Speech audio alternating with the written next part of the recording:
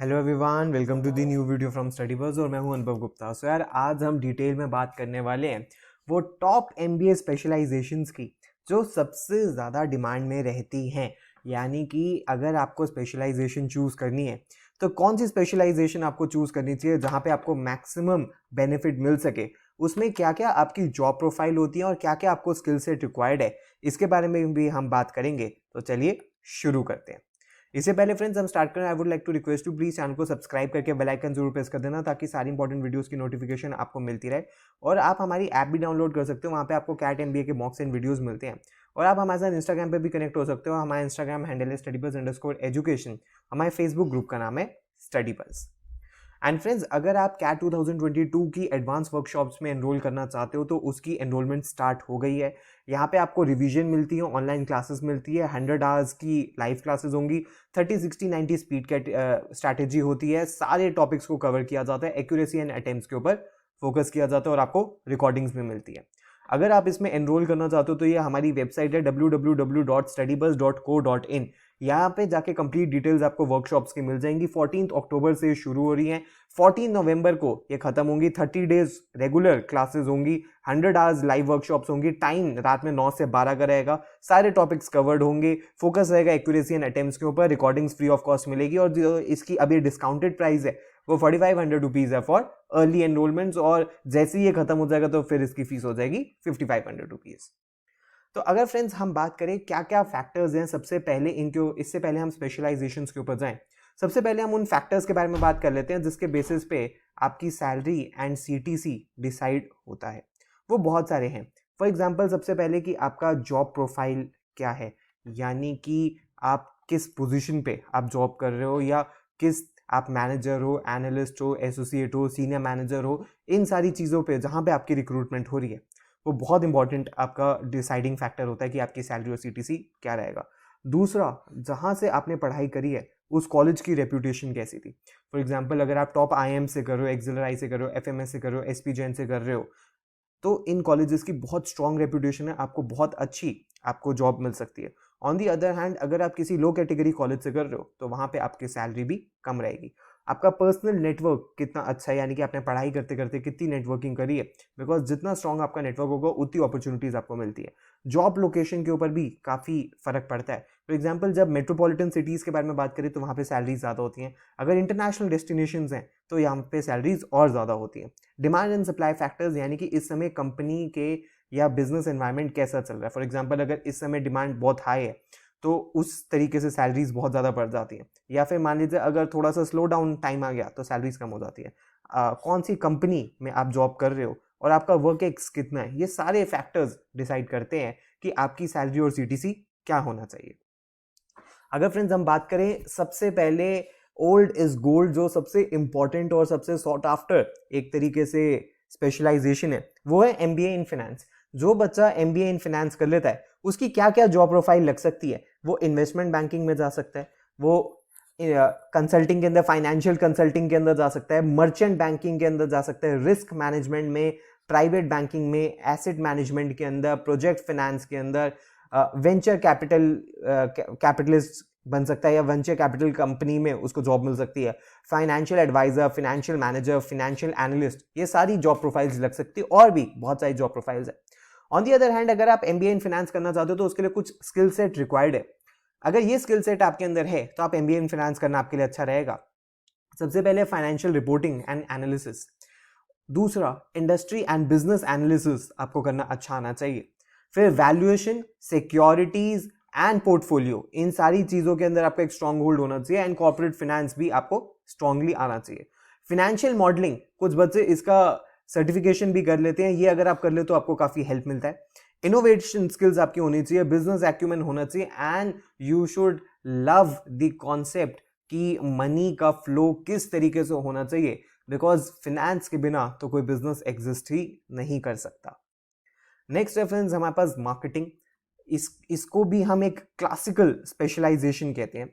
अगर कोई बच्चा एमबीए इन मार्केटिंग कर लेता है तो उसकी जॉब प्रोफाइल कैसी कैसे हो सकती है वो आपकी स्क्रीन के सामने है। वो कॉम्पिटिटिव मार्केटिंग में जा सकता है, बिजनेस मार्केटिंग में जा सकता है, सोशल मीडिया मार्केटिंग के अंदर जा सकता है, ई कॉमर्स मार्केटिंग में जा सकता है, ऑनलाइन मार्केटिंग में, एनालिटिकल मार्केटिंग में जा सकता है, जॉब कस्टमर रिलेशनशिप मार्केटिंग में जा सकता है, एडवर्टाइजिंग मैनेजमेंट में जा सकता है, प्रोडक्ट एंड ब्रांड मैनेजमेंट में जा सकता है, रिटेल मैनेजमेंट के अंदर जा सकता है, और भी कई सारी मार्केटिंग की फील्ड्स हैं जहाँ पे वो अपना करियर बना सकता है। क्या स्किल सेट आपको डेफिनेटली चाहिए अगर आप मार्केटिंग के अंदर अपना करियर बनाना चाहते हो? सबसे पहले आपकी कम्युनिकेशन स्किल्स बहुत स्ट्रांग होनी चाहिए, लीडरशिप स्किल्स आपकी बहुत अच्छी होनी चाहिए, परसुएशन स्किल्स भी आपकी होनी चाहिए, strategic critical thinking and analysis भी आपका आना चाहिए, टीम वर्क आपको बहुत अच्छे से करना आना चाहिए, पेशेंस एंड परसिस्टेंस चाहिए, बिकॉज जब भी आपको अपने स्टेक होल्डर्स को कन्विंस करना है तो वहां पे आपको बहुत पेशेंस, परसिस्टेंस एंड परसिवरेंस चाहिए, and analytical skills and innovation तो डेफिनेटली बहुत इंपॉर्टेंट है। इसके अलावा अगर आप एक क्रिएटिव नेचर के पर्सन हो तो एमबीए इन मार्केटिंग आपके लिए बहुत अच्छी हो सकती है। नेक्स्ट है हमारे पास MBA in HRM, human resource management. पहले एक माइंड में लोगों के ये कॉन्सेप्ट बन गया है कि एचआरएम बहुत रिस्ट्रिक्टेड फील्ड है, ये एक पर्टिकुलर सेट ऑफ पीपल के लिए ही है। अब ऐसा कुछ नहीं है। ह्यूमन रिसोर्स किसी भी कंपनी का उसका सबसे वैल्यूएबल रिसोर्स है, बिकॉज अगर ह्यूमन ही नहीं होगा तो कंपनी किसी आइसोलेशन में एग्जिस्ट नहीं कर सकती है, और ह्यूमन रिसोर्स को मैनेज करना एक बहुत इंपॉर्टेंट काम है। तो अगर आप एमबीए इन एचआरएम करते हो तो आपकी किस तरीके की जॉब प्रोफाइल लग सकती है? आप ह्यूमन रिसोर्स मैनेजर बन सकते हो, रिक्रूटमेंट मैनेजर बन सकते हो, कॉम्पनसेशन मैनेजर बन सकते हो, एम्प्लॉय रिलेशन मैनेजर बन सकते हो, एम्प्लॉयमेंट मैनेजर बन सकते हो, एचआर ट्रेनिंग एंड डेवलपमेंट के अंदर आप जा सकते हो। फिर विद एक्सपीरियंस आप उसकी टॉप पोजीशन, लीडरशिप पोजीशंस पे भी जा सकते हो। ह्यूमन रिसोर्स कंसल्टेंट बन सकते हो, इंटरनेशनल एचआर प्रोफेशनल्स आप बन सकते हो, एम्प्लॉय एजुकेशन कंसल्टेंट बन सकते हो, या किसी भी तरीके का जो एचआर से रिलेटेड वर्क होगा उसके अंदर आपकी जॉब लग सकती है।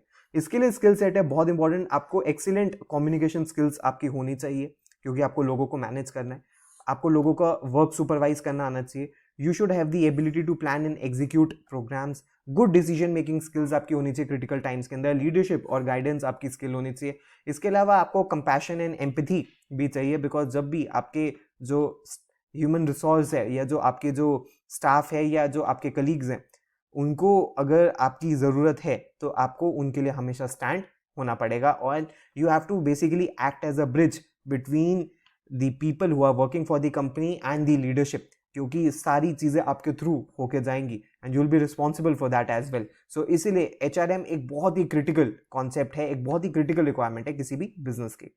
नेक्स्ट रेफरेंस हमारे पास कंसल्टेंसी। कंसल्टेंसी तो बहुत ज़्यादा सॉट आफ्टर हो गया है, और कंसल्टेंसी करके आप सीधा कंसल्टेंट मैनेजर बन सकते हो। अगर आप कंसल्टेंसी के अंदर करते हो तो आप जनरलिस्ट कंसल्टेंट बन सकते हो, फॉर एग्जांपल जैसे डिलॉयट, ईवाई, केपीएमजी, पीडब्ल्यूसी, ये जो टॉप ग्लोबल कंपनीज है। इसके अलावा आप ह्यूमन रिसोर्स, आईटी, आउटसोर्सिंग, इन सारी चीज़ों के अंदर जा सकते हो। उसके अलावा आप स्ट्रैटेजी कंसल्टेंसी के अंदर जा सकते हो, फॉर एग्जांपल आपको एडवाइस करनी होती है कंपनीज को on project by project basis, किस तरीके से गुड्स एंड सर्विसेज को रैशनलाइज करें, लॉन्ग टर्म प्लानिंग करें, न्यू मार्केट में एंट्री करें। ह्यूमन रिसोर्स आप कंसल्टेंट बन सकते हो, जिसके बारे में अभी हमने बात करी थी। उसमें आपको कंपनीज को हेल्प करना होता है organisational restructuring, talent and reward strategies के अंदर।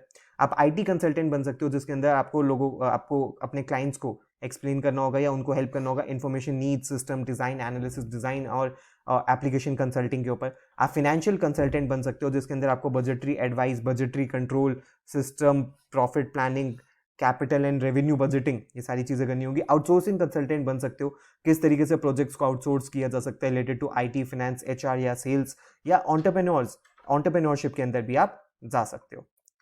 नेक्स्ट है फ्रेंड्स हमारे पास last but not the least एक again classical concept, international business.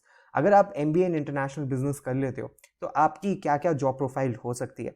आप कंसल्टेंट बन सकते हो इंटरनेशनल ऑर्गेनाइजेशन के अंदर, आप एक्सपोर्ट इंपोर्ट मैनेजमेंट के अंदर जा सकते हो, आप एक्सपोर्ट कोऑर्डिनेटर बन सकते हो, फॉरेन एक्सचेंज मैनेजमेंट में जा सकते हो, international finance, international trade, international logistics, international marketing and shipping and courier management के अंदर भी आप जा सकते हो। अगर आप इंटरनेशनल बिजनेस में एमबीए करना चाहते हो तो आपको कैसी स्किल सेट चाहिए?